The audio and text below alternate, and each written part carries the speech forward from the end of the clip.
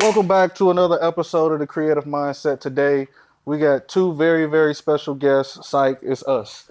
So we had Signal Cleveland reach out to us to talk about some of the things that we do here, as well as some extra things that we do as well.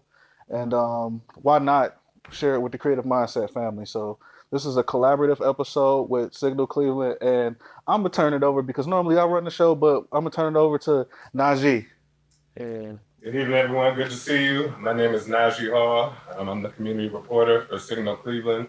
Just some brief background. So my job is to tell stories, of residents, stakeholders in the inner city and surrounding suburbs that are, making our city shake. There's a lot of sometimes negative things that go on, but there are way more positive things that I don't think people always realize. So it's important for me to be having that kind of dialogue and telling those stories in Cleveland and beyond. I thank the Creative Mindset 216 and member Ben, Donny, Dwight for having me here today. And we're just going to give you guys, our readers, some info on the work that they're doing here in Cleveland, who they are, and what our next steps are going to be. So this is an open-ended question to either one of you. So just for starters, we'll start with the Creative Mindset School. Okay. Can you just tell me a little bit about it? I know that you guys have interviewed artists, creatives, leaders in the community, but can you just talk about kind of who you both are briefly and how you got started in this work? Um, so I'm Donnie.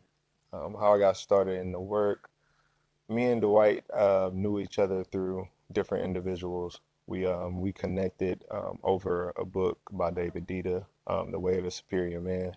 And as we talked and we progressed, you know, he had a idea with us both being creators. He challenged me to a 30-day challenge to create something every day. And he did the same.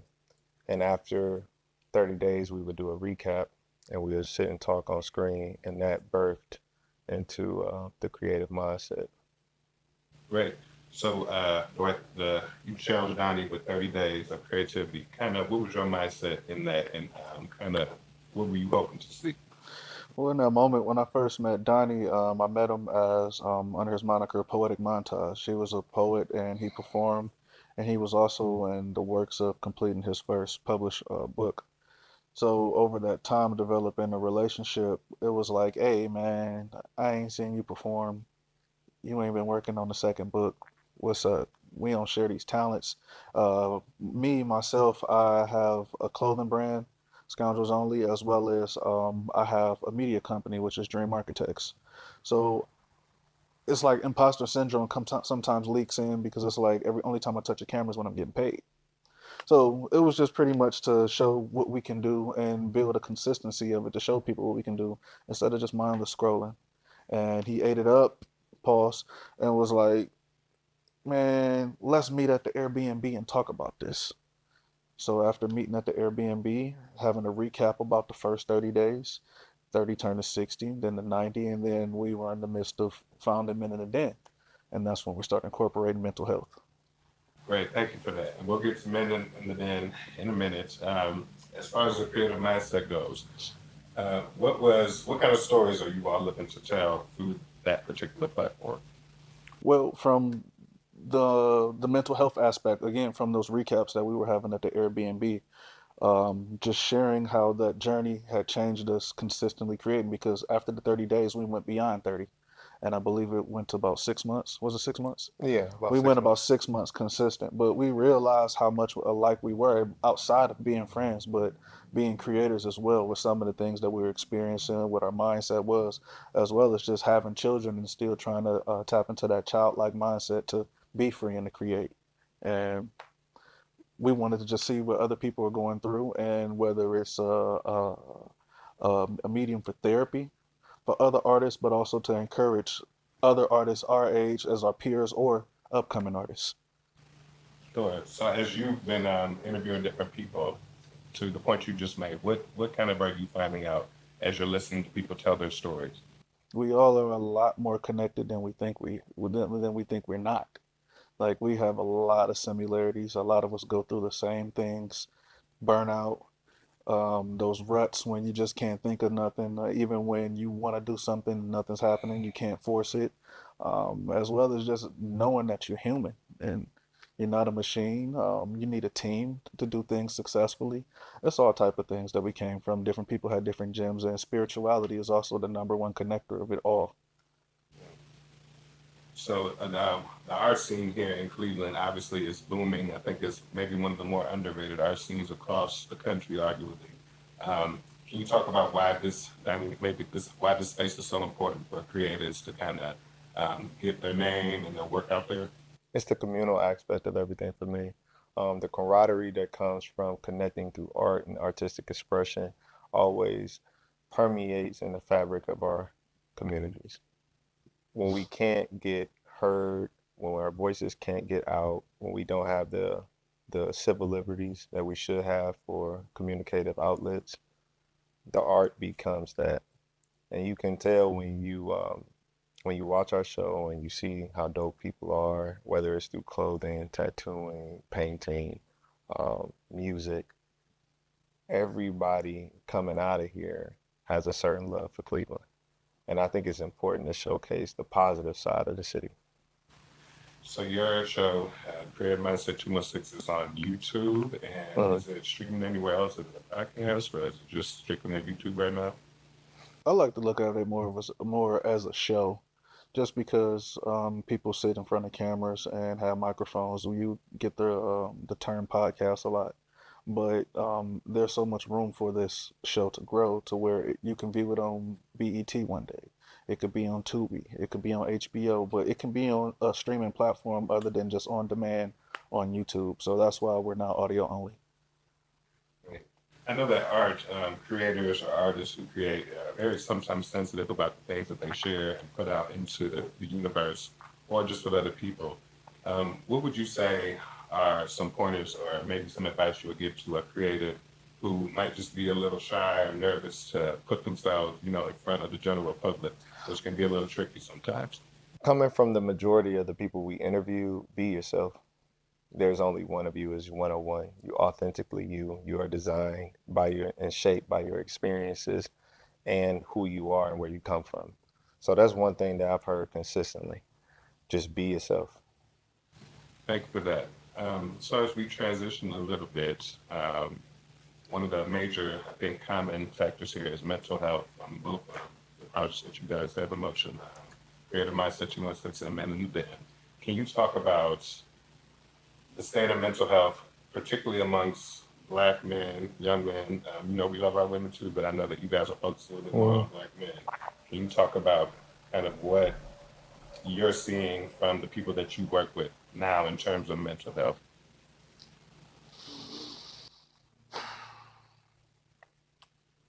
From the starters, male ego is fragile. It's very fragile, and whether you're looking on a Facebook post or in person, a lot of us as black men feel like we're not heard. There's a large portion of us that feels like nobody cares. There's a large amount of sacrifice that goes into what we have to do for ourselves as well as our families. And we need to be around like-minded individuals, like an iron sharpens iron type of thing. And I don't want to ramble. That's No, no, it's good. You're good. That was great. What I found is that there has to be a shift, a necessary shift for men to stop identifying self-worth to task and duty and responsibility. Hold on. That's exactly what I found. And it's a continuous thing because everybody comes in fractured and having different traumas and different experience and unhealed things. But the thing that shows up as a budding root is I have to perform in order to be praised instead of just being loved for just being you. Like, even if you don't make this a certain amount of money, even if you don't have this type of physical ability, you may be disabled, whatever that the root may be, you still deserve to be here because men are committing suicide at a disproportionate rate in comparison to women. This is just a national statistic. I'm not going to speak on the numbers, but it's a thing. So I think it's very important to meet men where they are and show up for For that. This space is an intergenerational space. One thing that I do know, having lived in Cleveland for a while, is that sometimes the city can feel very segregated, just not just race, but in other subcategories. Can you just discuss why it was important for this space to be intergenerational? Okay. So if I gotta say baby boomers were what I don't even know what that generation is before them, but they were taught to not discuss feelings. They don't discuss feelings. Feelings is showing and talking about feelings is a sign of weakness. Um, just as much as we can learn from younger generations, they can learn from us. And we are a lot more aware of our emotions. We talk more about emotions. We are emotionally intelligent. So to have that space to where you can teach, it's a teaching moment, and then just offer another man another perspective. And that's why it was so important, as well as even I had a conversation with one of my good friends about, I think it was Monday. I think it was Monday, but it was like some things that the older generation tell us, specifically like our the older men that are our peers. They kind of give us advice that is safe and error proof. So some of the things that they're telling us, it may be a little obsolete for what today is, but the principles still stand the test of time, and we can apply that with how we're moving today. When we are talking about, to the point you just made, the older generation of man, I would say, baby boomers, the silent generation, I think, for them, Gen X, millennials, where do you see an opportunity for us to come together to have these discussions? Because sometimes it feels like when you cross generations, each generation has a unique experience, of course, but where do we find that common ground and respect that we can move together to start tackling some of these intergenerational traumas that we experience? knowing the proof is your life experiences make you a teacher. You know because you already been through it, and that means you can train and bring up and uplift someone that's currently going through it, whatever that they may be going through. That could be advice, that could be you showing them how to do a certain art, service, just giving them any game. I think with us interviewing all these different people and men in the den having different members of different age brackets, I've watched people just mentor other individuals because they see something in them. We are literally mirror images of each other. We got to stop making differences because there ain't many when you get down to the nitty gritty of it. So when you start talking and opening up in these spaces here at the Mindset and the Men in the Den sessions, you start to see like we are more alike than we are different. So, how do we continue to bring these conversations to our young black men? Speaking of my own experience, and I would love to hear from both of you. I grew up in a home where you didn't, at least as a man, it wasn't maybe the best thing to show emotions, or let's say sadness, or Mhm. things, particularly sadness, crying or things like that. Um, Personally, I kind of feel as though that's why we see some of the action that we see with our young men now. It's just because they haven't had that outlet to really go there and be truly vulnerable.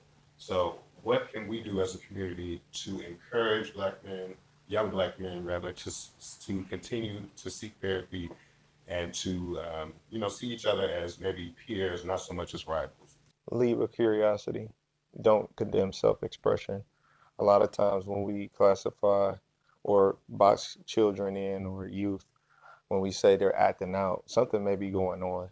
So always lead with curiosity. Ask more questions than not, because it has to be a certain level of concern for one another and just overall courtesy. Because if I can visibly see somebody going through something, whatever that it may be, I feel like to a certain degree it's my responsibility to ask. And he always make fun of me when I be in the neighborhood because I always talk to all the kids. I always talk to all the kids because that matters. I talk to my neighbors because you have to create. Some people don't know community. Some people don't know the warmth of somebody that may not be necessarily blood. And when you start to check up on people, like I salt my neighbor's driveway when she don't do it, stuff like that. They know. Like my neighbor came out and said, "Thank you for salting the driveway the other day." I was like, "It's cool. I just didn't see y'all do it." So it's like it's just handling people with care. When we hear the word intergenerational trauma, what are some examples that maybe you've seen people can't like? what kind of traumas are we carrying through those generations that you've seen firsthand? Man up. That whole man up turn, the whole suppression of emotions turn thing. The this didn't happen or this happened to me, so it has to or not happen for you. You know what I mean? Um, Family secrets, whether it's like just health, which you should need to know because it's hereditary, or family secrets as in, this person did this to that person. That person is not healing because it's a lot, man. It's a lot. But what's the one? Am I missing something? I know you got some more Oh, like just traumas, this intergenerational.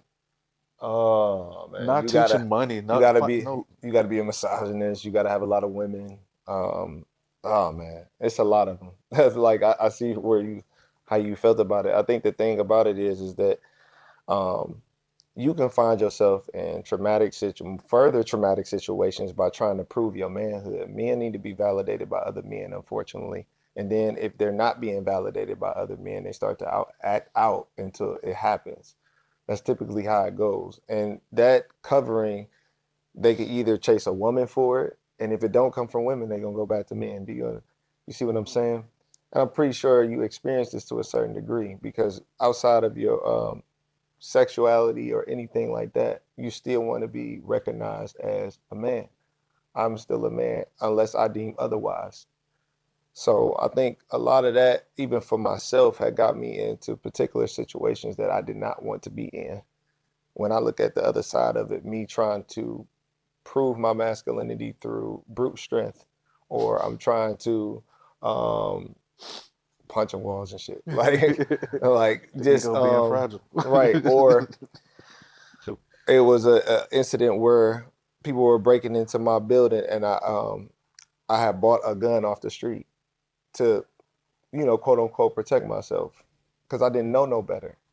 But those type of situations, you know what I'm saying, put you in a certain circumstance that you don't even want to be in because you're trying to prove something. And I think now, as we kind of delve into what you just said about, proving your manhood per se, where in Black masculinity, where does this mental health aspect come in and I guess work with it and embrace it in a way? There's a desire, I think, for men to naturally want to lead, which I don't think it's necessarily a bad thing. But again, to the point you made, when it gets toxic, when you take it on other people, Mhm. and it's a domino effect, that's when we see harmful things happening to people that we love and our community.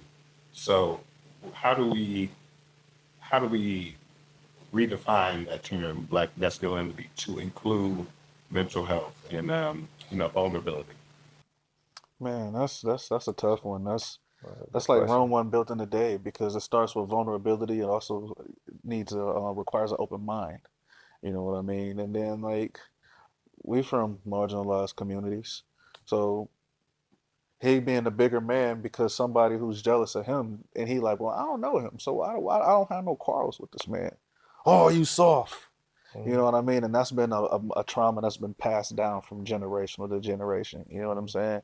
So it takes an open mind, a new environment, and it's easier to get people vulnerable and then to approach this healing and a new mindset in a different environment by taking them outside of the environment and showing that we can sustain and live differently without the pressures of what has shaped us.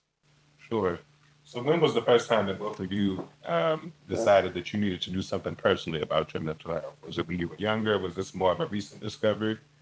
I feel like mine was more recent. But I always the thing about mental health, you always you do certain things, whether those habits are positive or detrimental to you for your mental health. You call it unwinding. When you have a drink after work, you may gamble. You do certain things to get away and tend to yourself, but that's the only way that you know how to heal at that time. It wasn't until I started reading more and reading more self-help books, talking to different individuals, learning about counseling and therapy.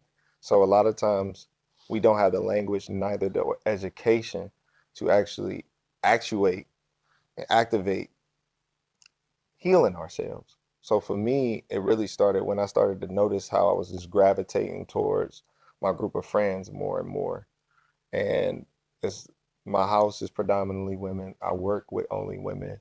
I'm never around the guys. So I would just gather them together and we would sit and we would talk. And one day it just hit me like, this is my therapy. And that's when we started to standardize those sessions, bring talking points and see how that would work. And then kept doing sessions and seeing how guys was kept coming back. And then it was just like, well, we should create programming behind this. And that was the start of Men in the Den. So I'm just curious. I know maybe a more traditional therapy session would be just one-on-one, you across the table with somebody else. But when you're doing group therapy and incorporating, men from different walks of life, different ages and things, what's the response that you're seeing from those individuals? Do you find that they sometimes are a little more shy because there's other men in the room, or do you find it to be that they're finding some solace in knowing, like, okay, I just heard Roscoe's story, and we're going through something similar. It depends. It all depends. But one thing I can say is so while doing this, we've seen people who've just sat in on sessions, silent Bob, said nothing. But then and they could even come back to the second or third and still quiet, just listening. But then you got some guys who've been quiet a majority of the session until that trigger word comes and it's like, oh yeah, that bothers me too. And then they completely open up. All it takes is a few keywords. It just really depends. Like it's usually like family. Families would trigger everybody, and when we can get everybody to chime in. This guy, like you said, Rodney over here could be having problems with his baby mama. He could be having problems with his wife, but they having the same problem, different relationships. And right here, you can counsel him because they're like, we done already got through that. And this is another level of where we at with this now. You know what I mean? So you can add to that. Yeah, I think you do got brothers that come in and they have to unwind and unload. You got brothers that come in and that need to establish trust first. They usually get brought in by somebody that's already going. Um, and the thing that I notice most is that everybody just needs support, just support in whatever that they're going through. The issues vary. They don't always maintain the same. We try to bring different topics. We talked about practicing stoicism. We talked about religion. We talked about social media. The social media one was very telling because we had guys actually open up their phones and see how many time how long they were spending on social media, how many times was they picking up their phone, how much downtime did they actually have. And I think what's fulfilling for both of us, bro, is when we giving out this information, actually seeing it being put to work in their own lives and people coming back and saying, yeah, that worked for me. So you guys meet Men in the Den meets twice a month, correct? Mm-hmm. Once in person and once virtually. Mm-hmm. So can you kind of talk about, like, if you had a session tomorrow, it was my first time sitting in on a session, what could I expect? You go. Well, well, trying so, all right. Originally, again, when we were having those den talks, I like to call it original format. There was no format. You open up, you introduce yourself, you talk about your day. So we kind of try and still stick true to that. If we have a specific topic, then the first 10 to 15 minutes of waiting on everybody to get in, because sometimes we have stragglers, it will be that original format where you would talk about your day and we would check on each other, what's going on, and then we would head into homework because Donnie likes to assign homework. So and we'll put you on the email list so you can get on the email list. But about a week or two prior, you will get an email and it'll tell you the topic that we're talking about. There's going to be some homework, whether it's a book passage, a chapter, a video, but come prepared to discuss this homework. And then we're going to have the series of questions that we're going to be asking ourselves, and we're going to have an open forum session. So even if you did do the homework, a lot of people don't do the homework. They like to do the homework together in that in session, and we will go over the homework and we'll discuss the homework and then go into our open forum questions. Mm-hmm. So maybe this is a little personal, but I'm just curious because I think it could, just kind of get more background to who you are. I want to talk about fathers for a minute. We all have had one. What have those conversations been like? If you've been able to have those, just kind of talking with your father about things that you may have experienced as a young man, times where you may have needed them to show up and maybe they fell short. Um, have you been able to initiate any kind of those conversations and like what kind of resolution is that? My dad dope. Like my dad is dope, man. And as a kid, as far as back as I can remember, everything was always a conversation. Everything has been a conversation. Like growing up, it's kind of funny, but growing up, I used to tell people like my dad is like he not like my dad, he like my brother, my big brother. And that might sound weird, like how's he your big brother? But it was a lot of wisdom that came from my father. My father went to prison when I was younger. While he was in prison, he got his associates in psychology, got out, got his Bachelor of Science, and got his MBA. And now he has several rental properties across Cleveland and East Cleveland. So he's like the perfect success story, you know what I mean? And that every bad decision that was like taken in consideration from the neighborhood culture that we grew up around is like, look, man, you don't want to go to prison. I'm telling you, I done lived this already. I know how this is gonna go. And that's kind of the same approach I try and talk to my kids with, like, and he's right. And that's what I mean by like those principles with older men ain't nothing new really out here. It may get worse, but the test of time, it still remains the same. Like with street crime, you commit a crime with somebody, somebody's telling immediately, no matter how solid you thought the person was. Somebody's telling. Cameras is telling. But then after they got half the information from the cameras, now somebody's going to continue to tell, or with jealousy. Somebody's always going to feel jealous of somebody in some kind of way, whether they say vocalize it and say, well, I don't like the way you do this, or they may show it non-verbally. But my dad would just tell me all these different things. There was always a story behind it.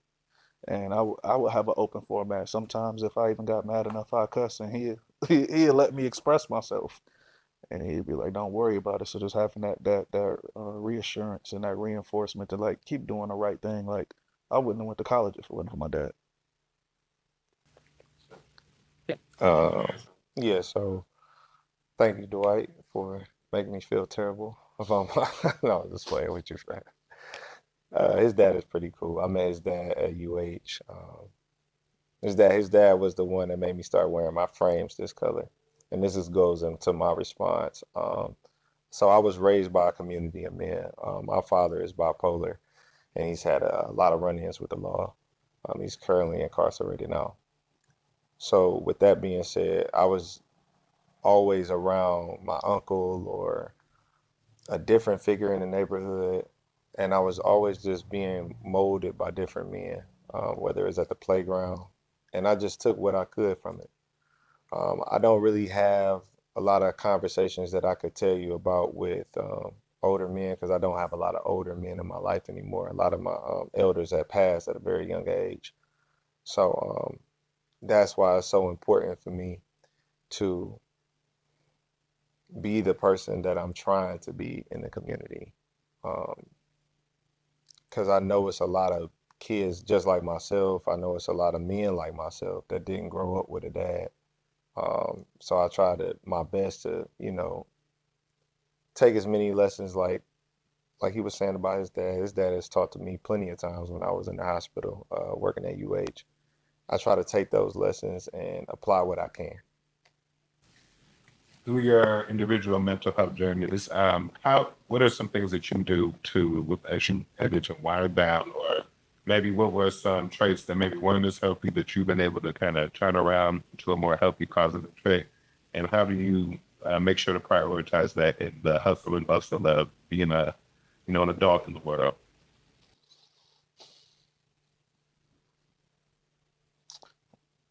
A few months ago, I would have said working out because that was my thing for the last 10 years, going to the gym. I'm like on a 5 month break right now. And I picked up golf over the summer. Well, I started early spring, so just golfing, just sitting down, doing nothing, trying to be more present. I'm always focused on the future, and focusing on the future, I miss out on what's present and what's right in front of me. And overworking, he came with a term, and this is 2 episodes in a row, manic creative. Uh, and having that term manic creative which he said he can give me more information, like a form of bipolar, but he was like, I think this is you because I'm consistently creating all the time and over encumbering myself with work. And it's just because I feel like I'm racing the clock when, but just trying to be present, try and play with my children. Um, Sometimes even just do nothing, just sit. It's kind of hard to do, but you know, talk to people, check in on people. We take relationships for granted sometimes. And I just call somebody I ain't talked to in a minute, see what's up with them and, brainstorm. I can't lie, it's the same thing for me. Centering my work ethic, being a little bit more organized in terms of the times that I'm pressing. Um, I can't lie, I can't avoid when I get that nagging feeling to do something, but I try my best, like you said, to sit down, be present, enjoy my family, enjoy the good times. I think I've been doing better about on the weekends, not actually doing any work in any capacity and just chilling.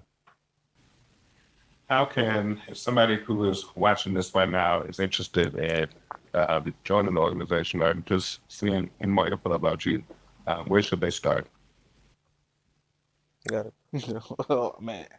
Okay, so you can go to Men in the Den org on the Instagram page. It's a little link in the bio. I hate to make y'all work for it, but it's a link in the bio, and then you click that link, and it'll take you to two links. One link is going to be the donation link. So if you do want to make a donation, if it's in your heart, you can make a donation.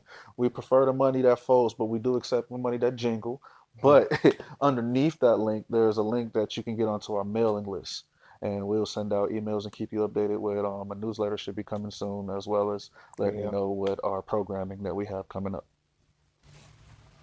Do you have any, of course, program that may be coming, may still be in the works, but is there an event coming up here soon that people might be able to look forward to?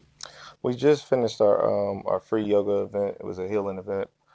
As we shifted from pausing on our meetings every month, we moved into doing more healing events. And actually, because it's hard to open up trauma every 2 weeks for men at times, especially with the weather changing. Usually, we can get together at a park or something and just sit around and talk. But what we're going into now is mapping out our programming for 2026. And as he said, we're going to incorporate having a monthly newsletter that lets everybody know what's going on month to month. If you finding a difference between the mental health needs of, let's say, 12 to 18 versus 45 to 55? Can you repeat the question? I'm sorry. Yeah, sure. Are you finding a difference like in the needs of young people, let's say in high school right now, versus the needs of like a baby boomer who is retired and just maybe trying to find where they're going in this, we could say, swan song of their life? So big difference, and that just depends on who the person is, and that's because you have the older guys who want understanding of youth, and they want to be there openly to counsel the youth, but then the youth is saying they don't have anybody to look up to, they don't have no role models or anything like that. So there are different problems. The youth don't feel like they're being heard. You know what I mean? And then you got like the older generation who are just not vocalizing because they're trying to get out of their way from what they were taught, of not talking. It's like, okay, it's better to talk because we pray and some go to church and what they learn from church they implement it in our circle.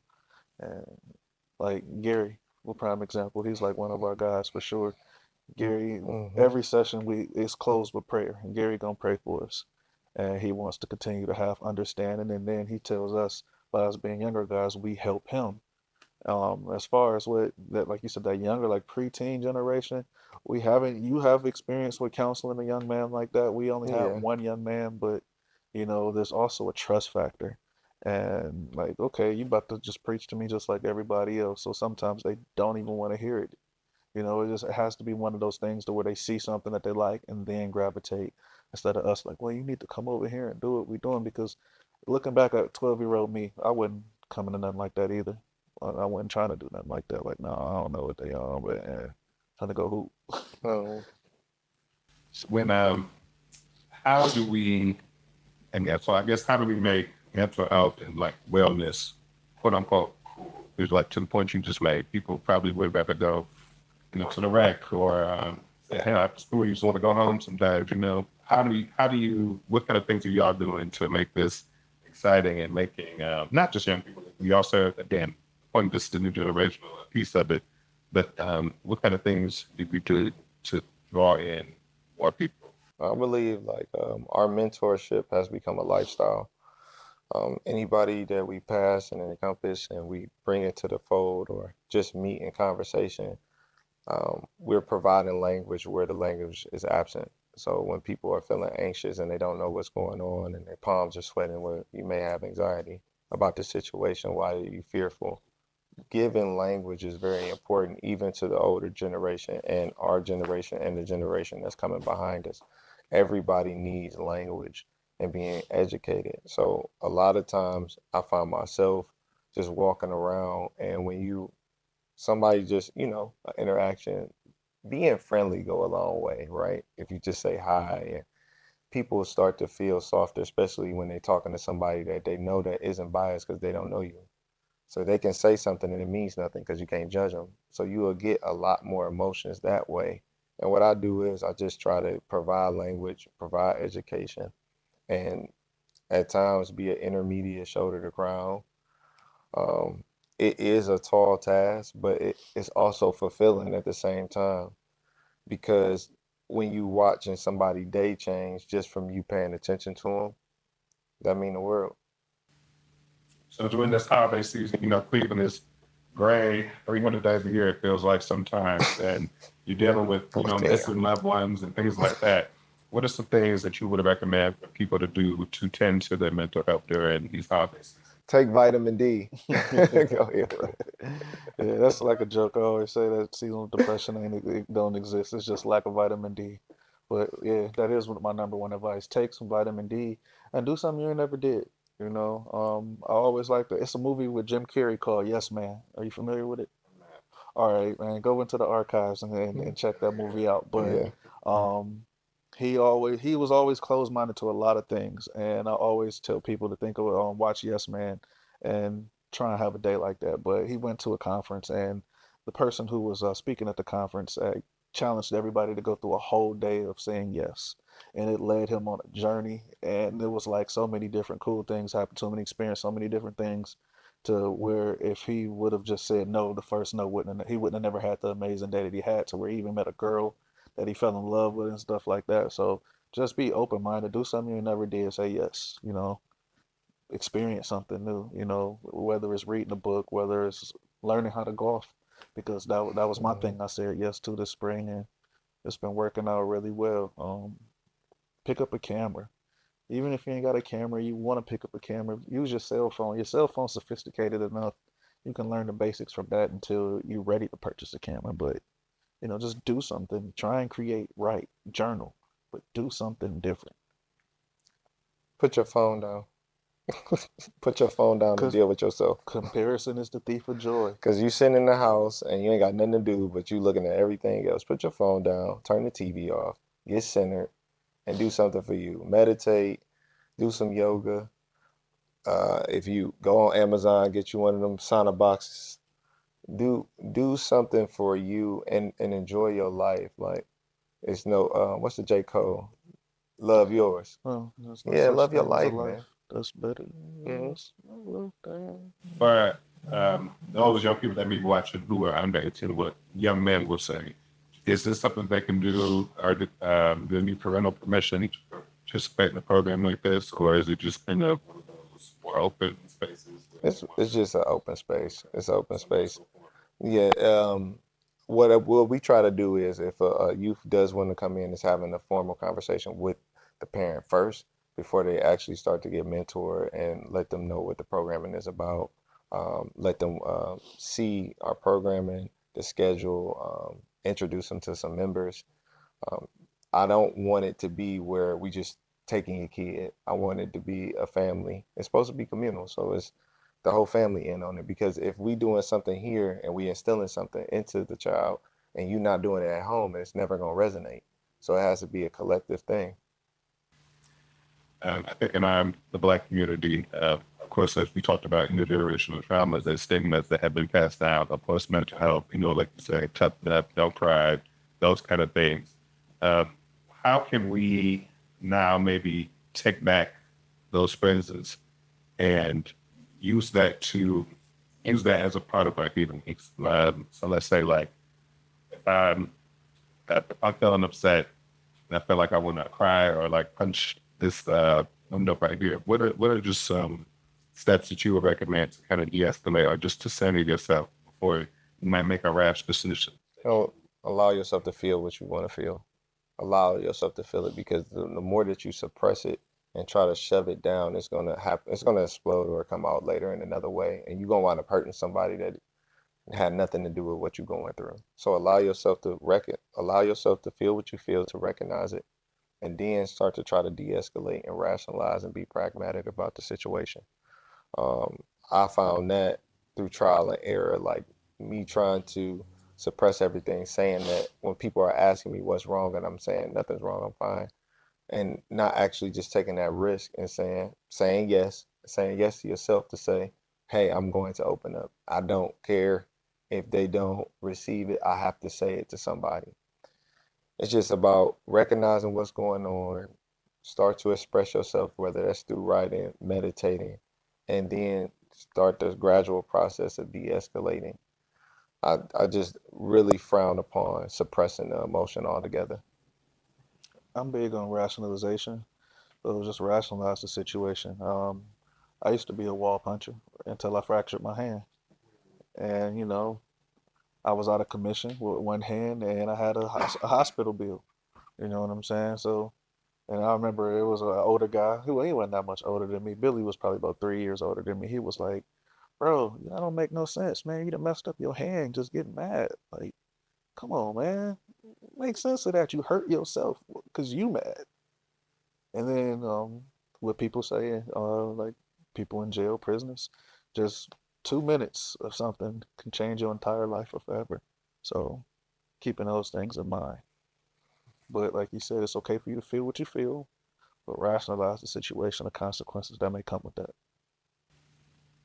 And looking for a therapist or a therapy group to kind of, talk through majors. What are some green flags that you see that you would say, like, hey, this might be a space that you might want to attend?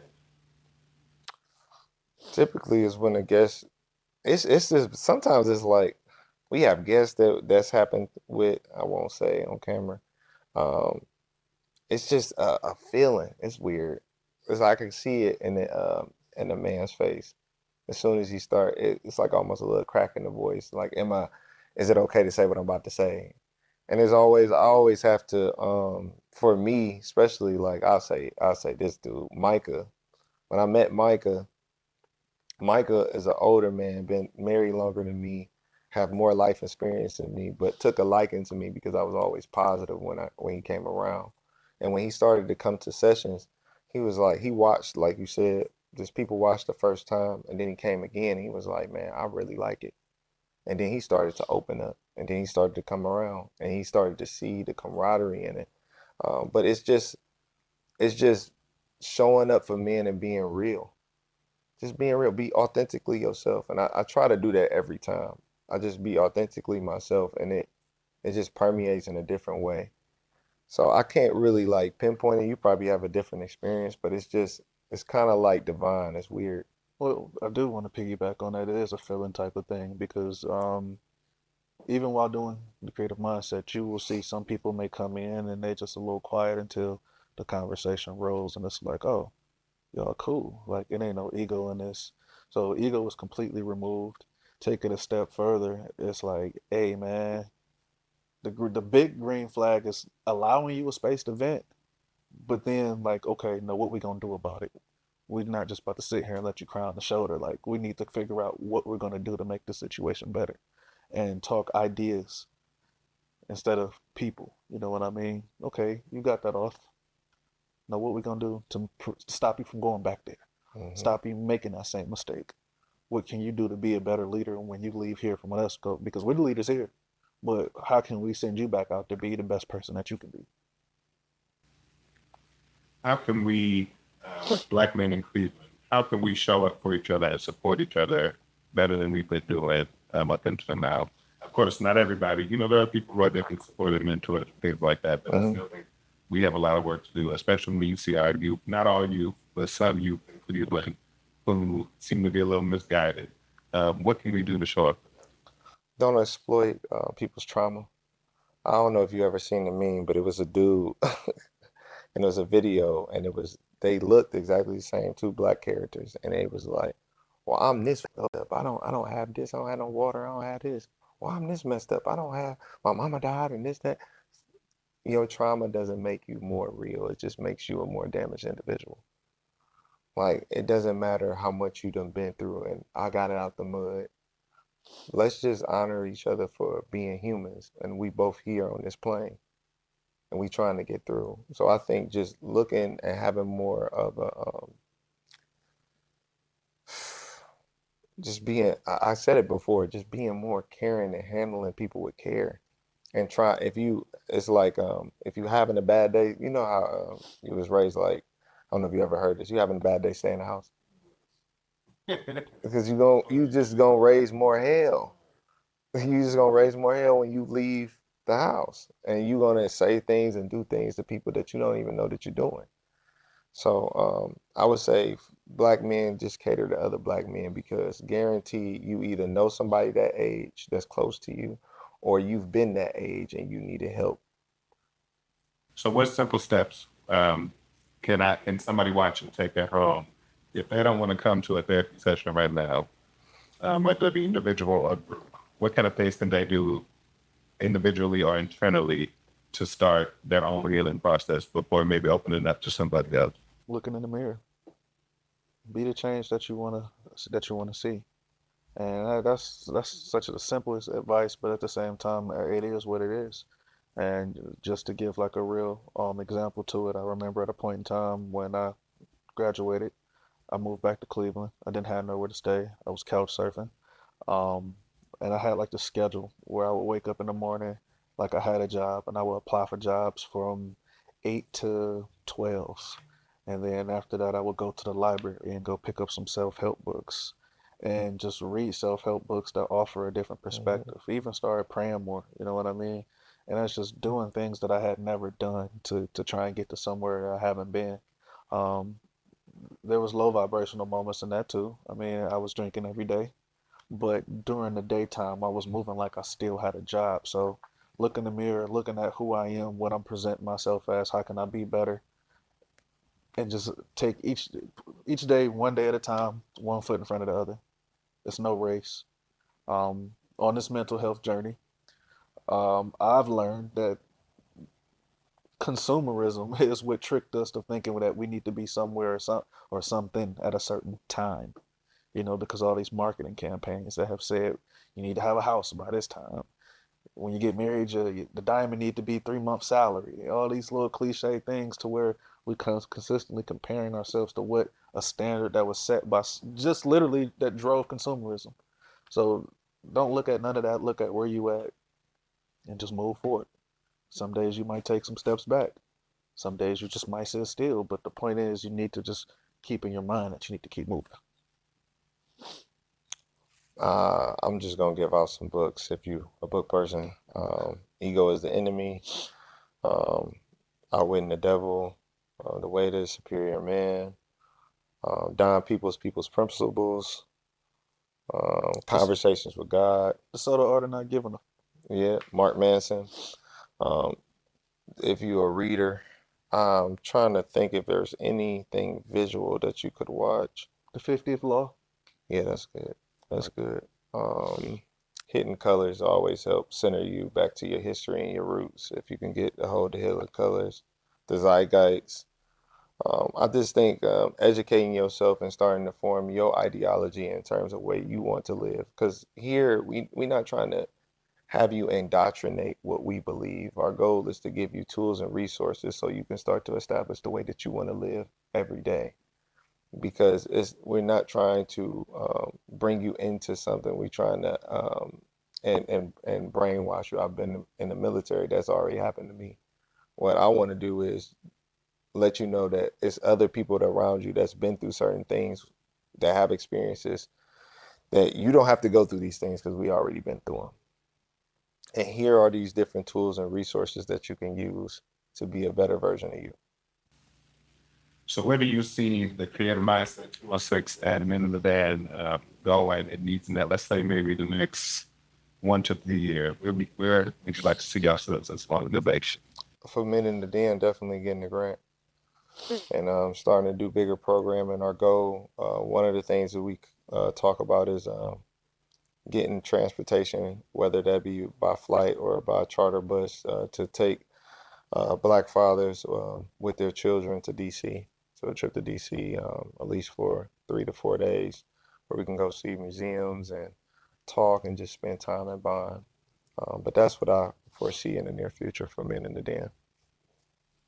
For the creative mindset, hey, man, I got a little secret. I don't want to put that out there yet with that, but for the most part, within the next 1 to 3 years, expand our team, um, have an in-house editor, more cameras set up, and be on a streaming platform somewhere, as well as just being a household name, more guests, you know what I mean? Maybe even new hosts, but just continue to keep the culture going, getting people hip to other artists, you know what I mean? That's what's really important with the creative mindset, on top of us having like establishing common ground and how much we alike, but getting people hip to people that we think are dope. Ready to share that secret? Who calls? You should drop it first. Cleveland, you hear it here first. Guess as we round the corner, is there anything that you like to leave our young Black men with, or just Black people, anybody who needs to hear it? I know, again, the focus teacher is young Black men, but what do you, if you could leave that demographic with some words moving into this new year, what would you? Don't wait till the new year. Just start now, tomorrow, whatever. But don't wait to a year. Don't wait to the first of the month. Don't wait because it's a Monday. Just start. And no matter how long it take you to do it, just get it done. Like, um, reach out to me. Reach out to the page. Reach out to either page if you need some help to even brainstorm. I'll throw some stuff at the wall with you for about 30, 45 minutes, but you know, just take it one step at a time and keep moving, but try. Because I'm not gonna hold your hand. That's some generational trauma. I ain't gonna hold your hand through it. Yeah, you gotta do what I did. Well, I'm gonna show you. It's gonna, it's gonna be tough love. You'll be at the hip, but you might not like if I pinch you. Look, man, you gotta do it like this. Come on. But yeah, just start. Be vocal. Mind your temper. You know, it's a lot. Yeah. It's a lot. But for the most part, for people that's always saying, I need to do this or I want to do this, I wish I could do this, you can just do it. And you will figure out your own groove while doing it. I got two. If you lie to yourself enough, you'll believe that it's true, and that can mean a good thing or a bad thing. So why not lie to yourself into something that you actually want to be? So that's just a way to self-manifest and affirm yourself accordingly. Another one is the roots are always going to bear the fruit. The roots are always going to bear the fruit. So what you going through, what you hiding, what you not addressing, it's going to come out, whether you like it or not. So it's best to get ahead of it and attack it at the root, because you can't do the things that you really want to do until you get this right. This got to be right, and this got to be right. God ready to bless you. You just not ready yet. So get yourself prepared so you can receive the blessing, and everything gonna go the way it's supposed to go. I hope y'all love this one. I hope y'all got a little bit more insight about us. Again, we would like to most certainly thank Najee and Signal Cleveland for coming and kicking it with us. Appreciate We've been talking to y'all all year, and somebody actually reached out to us and said, "Hey, we need to know more about what y'all doing." So I don't care what y'all think. If we were like, "Yeah, they corny, they interviewed themselves," no, no, why not do it on this platform to share it with y'all? Yeah. And we appreciate y'all. Stay tuned. Thank you again, Najee. Thank you. Peace, good brother. Appreciate it. Happy holidays, everybody. We love you. We'll talk to you soon. Peace. In a minute.